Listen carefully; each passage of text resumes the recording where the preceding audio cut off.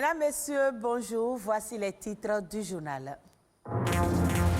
C'est un métier incontournable dans la construction. Le métier d'électricien bâtiment exige habileté et précision. Il permet de concevoir, d'installer et d'entretenir les réseaux électriques.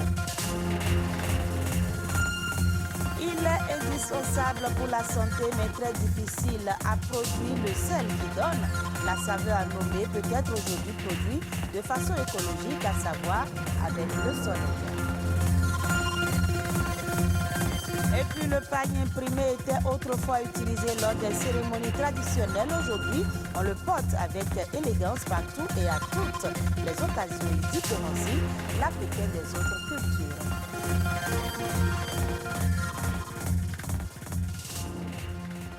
Merci de votre fidélité. Il est chargé de l'équipement électrique des constructions. Il peut aussi être amené à participer à des installations plus complexes comme une climatisation ou un ascenseur. Vous vous en doutez bien, c'est l'électricien bâtiment. C'est un ouvrier qui intervient de la conception à l'installation et au dépannage des réseaux électriques. Mais comment travaille-t-il? Rodrigue Lebondoumé et Nadège Omoladesani sont allés à la rencontre de quelques électriciens exerçant au Bénin. Voici le reportage. Il démarre la construction du bâtiment presque au même moment que tous les autres corps de métier, mais son travail se poursuit même après la remise des clés aux propriétaires des lieux. Depuis la mise en terre, l'électricien opère pour protéger les personnes, mais aussi les équipements contre les chocs électriques et la foudre. De commun accord avec les autres professionnels du secteur, il installe les canalisations, les câbles et met en place les différents appareillages. Le plan est la boussole qui oriente l'électricien pour l'emplacement des installations. Si le technicien vient, que le climatiseur doit rester là, et toi tu vois ainsi sur le plan, tu ne sais pas que c'est climatiseur en train de signaler, tu ne peux pas le faire. Donc tu peux ne pas beaucoup étudier, mais tu dois, si tu es dans un domaine, tu dois savoir les b.a.-ba, il faut étudier le plan. En tant qu'électricien, il y a le technicien qui est chargé de faire le plan, il remet à chaque corps le plan qui lui convient, et c'est à lui de faire un travail là-dessus. Pour qu'on puisse avoir un résultat qu'on a à la fin. L'électricien bâtiment travaille au quotidien dans le respect des normes et de la sécurité. Rien ne se fait au hasard dans ce métier et le choix des couleurs correspond à un code. Si c'est le climatiseur, si c'est que c'est tel fil, et on prévoit tout avant que les équipements ne viennent. Et aussi, on a le code des couleurs. Si moi je finis de travailler ici, un autre électricien vient ici, il doit faire quelques minutes pour se retrouver. Parce qu'on a notre langage, s'il voit telle couleur, il va savoir que ceci, ça représente telle chose. Il y a la section de fil, il y a le code des couleurs au niveau des fils. Romain exerce ce métier depuis l'âge de 11 ans. 26 ans après, sa passion est la même. Une passion suscitée par son géniteur, maître maçon, qui lui a transmis les rudiments dès son jeune âge. Bien que n'ayant pas fait de grandes études dans le domaine, il jouit pleinement de cette profession. Lorsque j'étais petit, en classe de C2, quand je vois il y a un peu de l'ombre, et quelque part, si je prends 2 piles et je branche avec une ampoule, ça s'allume. C'est de là que je me suis impressionné de faire l'électricité. Comment j'ai commencé et jusqu'aujourd'hui, je sais comment je suis. C'est avec ça que je nourris mes petites familles. Le métier d'électricien bâtiment n'est pas sans risque pour ceux qui l'exercent. Parfois, de mauvaises expériences occasionnant des dommages matériels font partie de leur quotidien. Mais pour ces passionnés, il faut aimer le métier, être précis et méthodique dans le travail pour contourner les risques. Je l'annonçais dans les titres, le sel est un nutriment utile qui permet de faire ressortir les saveurs d'un plat. Il est essentiellement utilisé pour assaisonner conserver les aliments et aussi pour enrichir la nourriture indispensable pour la santé mais très difficile à produire. Pour faciliter la production du sel et protéger l'environnement contre les dégâts que cause la méthode traditionnelle de la fabrication du sel, une méthode écologique a été créée. Cette méthode consiste à fabriquer le sel à base du soleil. Flavien Dovonou, environnementaliste, nous parle des avantages de cette méthode modernisée.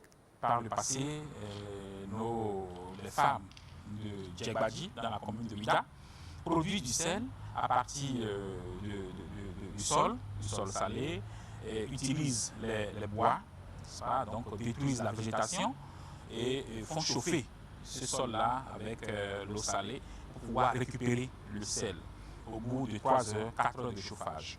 C'est une activité qui a beaucoup d'impact sur l'environnement et sur la santé de ces femmes-là.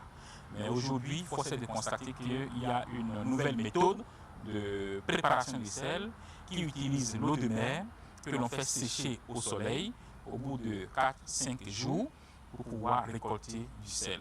Alors c'est une méthode écologique parce qu'elle protège l'environnement, elle ne déboise pas et elle ne détruit pas le sol et elle ne porte pas atteinte à la qualité de ces femmes qui s'adonnent à cette activité-là. Avec la méthode traditionnelle que nous connaissons, il y a la destruction de l'environnement, alors qu'avec la méthode nouvelle, le moteur de fabrication de ce sel, c'est le soleil. Donc il suffit seulement qu'on ait de l'eau de mer à porter, il suffit qu'il fasse soleil et la production de sel a lieu. L'avantage de cette fabrication de sel, c'est qu'on n'est pas tenu de rester nécessairement sur la côte pour fabriquer. N'importe où on est et il y a du soleil, on peut faire le sel. Donc c'est une activité à long terme qui, lorsqu'elle est bien cadrée, pourra utiliser beaucoup de jeunes, pourra utiliser beaucoup de chômeurs. Est-ce que vous voyez? Parce que quel que soit Alpha, nous avons besoin du sel pour notre alimentation. Et cette expérience pilote a lieu actuellement dans la commune de Semekodji, où des femmes s'adonnent à cette activité. Je crois qu'elles ne regrettent pas parce qu'elles gagnent leur vie en faisant cette activité-là. Et c'est l'occasion pour dire de les encourager, de leur doter des moyens qu'il faut pour pouvoir continuer la production de ce sel. Autre élément dans ce journal, le pagne imprimé revêt en général une importance dans les habitudes vestimentaires en Afrique. Il fait également partie des éléments qui différencient l'Africain des autres cultures. Découvrons quelques motifs de pagne africain dans ce reportage. Tout en couleurs et agrémenté d'une multitude de motifs. Au rang des divers tissus africains, le pagne imprimé est roi depuis des générations. Nos clients, ils aiment le pagne parce que c'est un pagne que nos arrière-grands-parents ils ont déjà utilisé, surtout nos grands-mères. Outre la tradition, le pagne africain est avant tout une affaire de rapport qualité-prix. Un prix de vente qui, avec les années, s'est fortement vu augmenter. Le pagne africain coûte un peu cher par rapport à avant. Parce qu'avant, avec 12 000 francs, on a la demi SIA. Mais aujourd'hui, avec 25 000, 32 000, on a les SIA. Mais je vois que c'est par rapport à la TVA. Quand la TVA augmente, le prix des tissus aussi augmente. C'est le tissu que les gens aiment d'habitude parce que ça ne se déteint pas. Ça ne se déteint pas. Si tu portes, c'est très beau à voir et on est belle dedans. Mais si aujourd'hui le pagne africain se décline dans tous les tons et sous toutes les formes, au Bénin, il est surtout un moyen de communiquer, comme en témoignent les nombreux noms qui lui sont attribués. On a des pagnes qu'on appelle jalousie, tu sors, je sors, ça dépend. Ton pied, mon pied, on a beaucoup de noms qu'on donne au pagne. Pour d'autres, le pagne imprimé, c'est aussi un symbole d'africanité face à l'émergence des vêtements prêts à porter venus des pays européens. Les pagnes africains représentent aujourd'hui, je crois, notre existence parce que je crois que c'est toujours mieux de consommer local.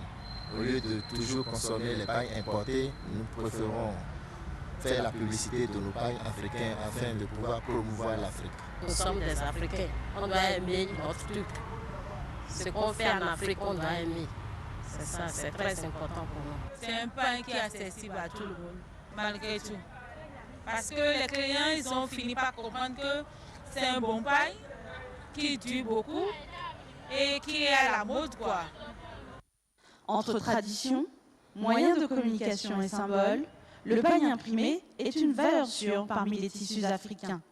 Mais tout pagne imprimé est-il véritablement africain ? Hors du Bénin, après des mois de tergiversation, Madagascar a finalement reçu ce samedi ses premiers vaccins anti-Covid-19 à travers le programme COVAX des Nations Unies. Il s'agit d'une première cargaison de 250 000 doses de Covishield.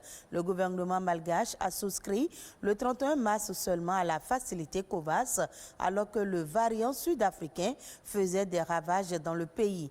L'exécutif avait jusqu'ici préféré mettre en avant le CVO, un remède traditionnel lancé par le président un an plus tôt. Après des mois de déni quant à la gravité de l'épidémie dans la Grande Île, une résurgence des cas a contré les autorités malgaches à une vaccination de masse. 3% de la population sera couverte, prioritairement les agents de santé et les personnes âgées de plus de 70 ans. Frappé par une troisième vague de Covid-19 et face à un système sanitaire au bord de l'effondrement, le Premier ministre tunisien a annoncé vendredi un confinement total du 9 au 16 mai, une décision qui intervient juste avant l'Aïd el-Fitr, une des fêtes religieuses les plus importantes du pays. Un Aïd el-Fitr sans célébration pour les Tunisiens. La fête de la fin du Ramadan aura lieu en fin de semaine prochaine. Mais le Premier ministre a annoncé un confinement total du pays dès ce dimanche pour une durée d'une semaine. Les marchés, les mosquées, les écoles et les commerces non essentiels seront fermés, les rassemblements et les déplacements interrégionaux interdits. Des mesures exigées selon le chef du gouvernement par la situation due au Covid-19. Les établissements de santé menacent de s'écrouler, c'est un risque colossal. Nos médecins sont à bout de nerfs, le pays traverse la pire crise sanitaire de son histoire. Les services de réanimation sont notamment saturés, avec plus de 500 patients. Le nombre de décès quotidiens atteint désormais une centaine. Des hôpitaux de campagne ont dû être installés et les stocks d'oxygène sont insuffisants, d'où la nécessité d'empêcher au maximum les contacts à une période où les Tunisiens se réunissent habituellement.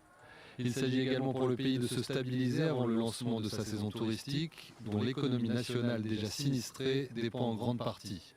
Jeudi, le FMI a annoncé être prêt à venir en aide à la Tunisie, dont la dette s'élève à 30 milliards d'euros, soit 100% de son PIB, en échange de réformes sociales contraignantes.